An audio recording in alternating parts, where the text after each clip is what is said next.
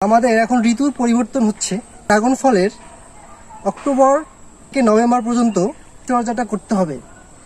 এই পরিচর্যা করলেই ড্রাগন গাছে আরও নতুন নতুন ফুল পাবো আমরা। কারণ ড্রাগন গাছে শীতকালে ফুল তেমন আসে না।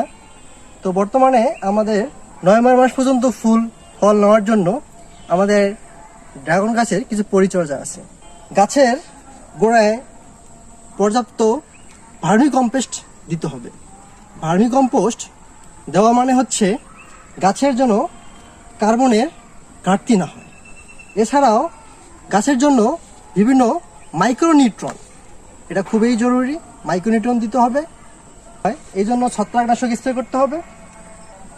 ফুলে যে পিঁপড়া আক্রমণ করছে এর জন্য কীটনাশক স্প্রে করতে হবে। একটু পরিচর্যা করলেই ড্রাগন গাছে অনেক ফল ধরার সম্ভাবনা থাকে।